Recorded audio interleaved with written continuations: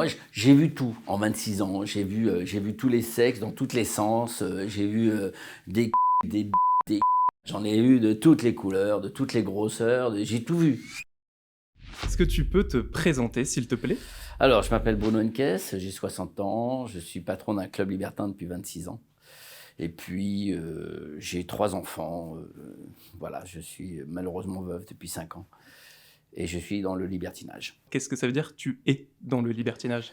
Bah, je vis dans le libertinage, je gagne ma vie au libertinage, j'explique aux gens le libertinage. J'en fais mon cheval de bataille depuis 26 ans, parce que je crois qu'aujourd'hui, il y en a besoin, que les jeunes sachent que le libertinage, c'est pas l'image qu'on leur donne, qu'on lui donne. T'expliques ce que c'est le libertinage, tu peux nous l'expliquer à nous, s'il te plaît? Alors, qu'est-ce que le libertinage? Le libertinage, c'est un état d'esprit dans lequel des gens, en France, il y a 2,5 millions de pratiquants de libertins, il y a 10 millions de personnes par mois qui s'intéressent au libertinage sans savoir exactement ce que c'est. Le libertinage, c'est une forme de vie, c'est un respect, c'est un partage, c'est du consentement, on s'amuse, on fait l'amour, ou on fait du candolisme, ou on fait de l'échangisme, on fait du gangbang, c'est du libertinage, mais toujours dans le respect de soi et des autres. Parce que ça, c'est des valeurs qui, toi, te sont chères. Oui, très cher. Je pense que si j'avais pas ces valeurs-là, je ne ferais plus ce métier-là. Parce que c'est un métier, même qu'on ne pense que c'est tout ce qu'on peut s'imaginer autour de ce métier-là, mais c'est un métier qui se respecte et qui doit être respecté et respectable. Parce que je pense qu'il y a beaucoup de gens qui s'imaginent que le libertinage, c'est des bordels, c'est de la mafia, c'est de la prostitution, c'est plein de choses. Or que le libertinage, comme je te le dis, c'est un état d'esprit qu'il faut respecter. Mais pour toi, c'est un métier passion? C'est quelque chose qui te tient à cœur? Alors, au début, c'était pas une passion. Quand on a créé ça avec mon épouse, ma défunte épouse, en 1998, c'était pas une passion. C'est un amas de circonstances que je résume dans un livre. C'est un amas de circonstances qui fait que c'est un puzzle qu'on a rassemblé et hop, on l'a fait. On devait le faire que pour 5 ans, maximum. On s'était donné un objectif en 1988 de faire ça pour 5 ans, et après faire autre chose. Mais quand on a mis le pied à l'étrier, on ne pensait pas, et je ne pensais pas que 25 ans après, je serais encore là. On a créé ça parce que mon épouse et moi, je l'ai rencontré, j'étais dans la rue, moi. J'étais SDF à l'époque. On est parti dans cette idée de faire un club libertin parce que c'était un manque à Paris, il n'y en avait pas. Et puis, mais vraiment, on pensait vraiment le faire vraiment, quelques mois, quelques années, quoi. Vraiment, voilà. Moi, j'étais pas du tout libertin, ma femme non plus, et on est devenu libertin du reste par les circonstances qu'on fait que. Mais en aucun cas jamais dans le club. Ça a toujours été à l'extérieur. Parce qu'il faut pas mélanger la vie privée et la vie professionnelle. C'est très important. Toi, est-ce Moi, que le sexe, ça a changé ta vie? oui, ça a complètement changé ma vie. Nos rapports avec ma femme étaient différents après le moment où on a fait le club qu'avant. On a découvert des choses. Le libertinage permet de découvrir d'autres matières à aborder le sexe. Parce que le sexe, c'est pas que avoir une relation sexuelle consentante dans un lit. Le sexe, c'est des variantes. Le BDSM, le SM, le candolisme, le gangbang, l'exhibe. Voilà, il y a tellement de formes de sexe qu'on découvre. Mais quelque part, oui, le sexe, moi, ça a complètement transformé ma vie. Moi, le club, ça a explosé ma vie, oui, tout à fait. Mais je ne pensais pas à ce point-là.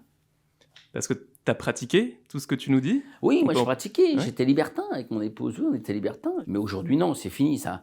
Mais oui, j'ai été libertin pendant environ 10-15 ans, oui. Comme dit Michel Colucci, j'ai connu, quand on n'a pas goûté à tout, on est un con. Alors, faut savoir goûter tout dans la vie. Faut pas mourir idiot. Et on en apprend tous les jours. Bon, j'ai pas goûté à tout comme lui, il l'a fait, faut être honnête. Mais j'ai goûté à pas mal de choses. Ouais. C'est de l'ouverture d'esprit, en fait. Alors, c'est une ouverture d'esprit qui, avant l'ouverture d'esprit, très difficile. Il n'y avait pas les réseaux sociaux, encore une fois. Il n'y avait pas cette médiatisation des choses. Il n'y avait pas cette libération de la parole aussi. Donc, on était plus cantonné à des soirées entre nous, on se téléphonait, etc. etc. Aujourd'hui, on va sur un site, on réserve une soirée, on y va. Donc, à l'époque, c'était moins libératoire qu'aujourd'hui. Aujourd'hui, celui qui veut faire une soirée libertine ou qui veut tromper sa femme sans lui dire, il a toutes les possibilités de le faire. Même la femme, inversement, c'est pareil. Donc voilà, il faut faire attention à ça, oui, tout à fait. Tu nous as dit que tu étais parent. Oui. Comment est-ce qu'on peut être patron de club libertin quand on est parent? Alors c'est difficile. Ma première épouse, j'ai eu 2 enfants, 2 filles et avec, Sophie, donc mon épouse qui est décédée, on a eu Floralie en 2003 pendant le club quelque part. Je voulais dire à ma fille ce qu'on faisait sans lui dire quelque part. C'était très difficile. Elle venait à Paris, ma fille, elle venait dans le club parce que c'était fermé, donc elle jouait dans le club sans savoir ce que c'est. Donc elle a été baignée dedans et on lui a expliqué au fur et à mesure du temps ce qu'ils pouvaient faire les gens, ce qu'ils ne pouvaient pas faire, mais quand elle a eu 14-15 ans. Et elle m'a dit, tu sais, papa, dès l'âge de 12 ans, on regardait tous le site du club, tout le monde savait que tu avais un club. Au contraire, au lieu de me faire démolir, ils étaient tous intéressés. Voilà, donc quelque part, ça s'est bien passé. Mais j'ai jamais voulu cacher à mes enfants ce que je faisais. Et aujourd'hui, le paradoxe, c'est que je travaille avec ma fille, la dernière, qui est avec moi, qui travaille au club, qui est salariée, et qui comprend très bien le travail, et qui ne mélange pas le sexe et le travail. Mais pour autant, ni toi ni elle, vous avez honte de ce que vous faites. C'est important ce que tu dis, c'est que Bien tu t'en sûr. parles librement. C'est important. Librement, je n'ai pas honte de ce que je fais. Je trouve que c'est un travail qui a pignon sur rue. C'est une entreprise, on paye des charges, on paye tout. Ça prouve aussi que, vous savez, on dit toujours, il vaut mieux vivre avec des remords qu'avec des regrets. Il vaut mieux essayer. Tant pis, tu casses la gueule. Bon, moi, tu as essayé. Moi, le club, on a voulu essayer, ça a marché. Tant mieux. Mais c'est vrai que la vie privée, pour moi, elle est complètement différente de quelqu'un de lambda. Ma vie privée est atteinte par le sexe.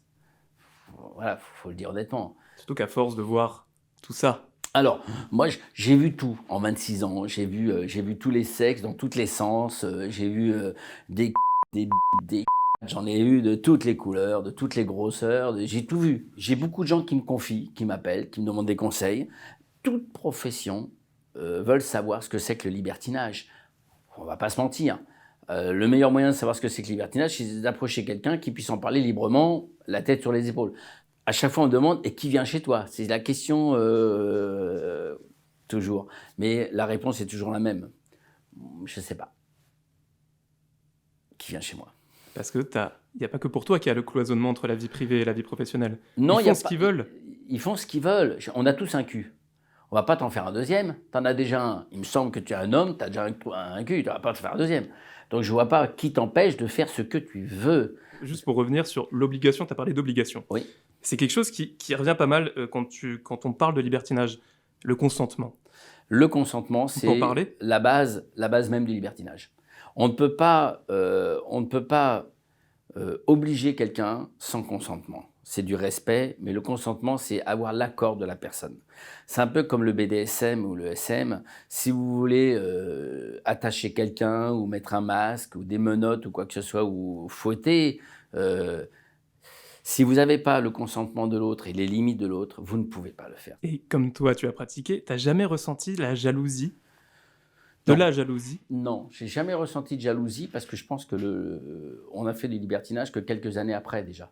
Donc on avait déjà pris quelques années d'expérience, on va dire, et on savait nos limites, on savait ce qu'on voulait, on s'aimait. Vous savez, quand on aime quelqu'un, on fait tout pour la personne. Donc à partir du moment où on fait du libertinage, c'est peut-être qu'on a envie de soit se faire, il y a plusieurs raisons, soit se faire plaisir, soit mettre du piment dans sa vie de couple, soit changer les habitudes. Ou alors le ras-le-bol de sa partenaire et peut-être trouver quelque chose d'autre dans le libertinage. Ça recolle aussi les couples. Des fois, il y a certains couples, il y en a pas mal, ça les ressoude plus, ça les fait repartir de l'avant.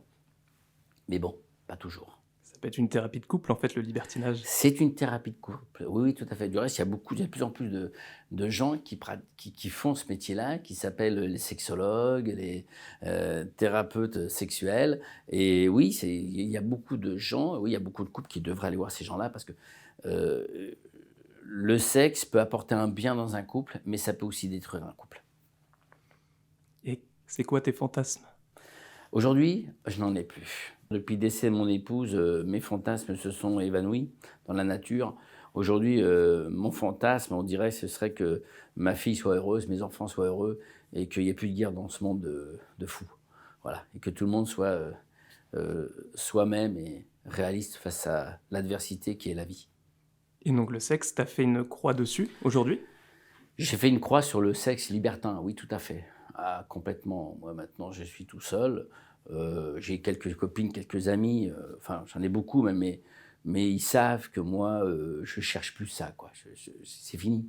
J'en ai peut-être eu trop. Peut-être le décès de mon épouse, certainement ça a joué. Voilà, donc c'est pour ça que j'en ai fait un livre qui va bientôt sortir, où j'explique tout ça. Et tu as quand même pu réaliser des fantasmes. Est-ce que tu as des regrets sexuels? Non, je n'ai pas de regrets.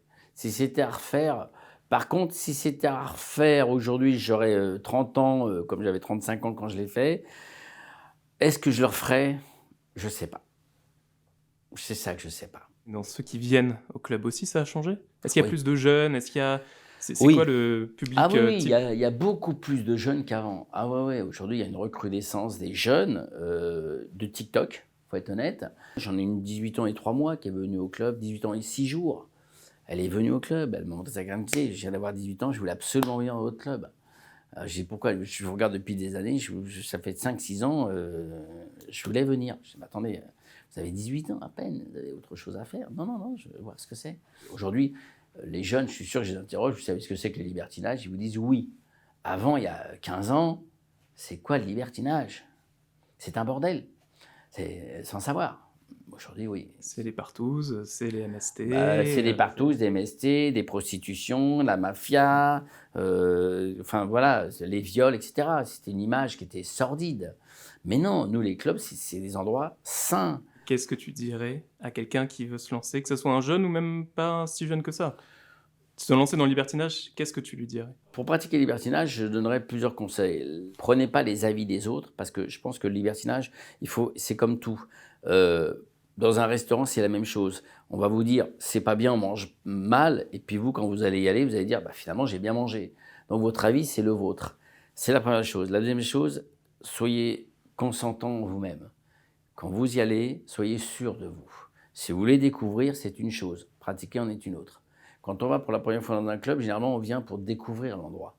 On vient pour palper l'endroit, voir comment ça se passe, l'hygiène, si les gens sont sympas, si la tranche d'âge vous correspond. Bon, c'est pas sur une soirée qu'on peut juger, il faut y aller plusieurs fois, parce que chaque jour est différent.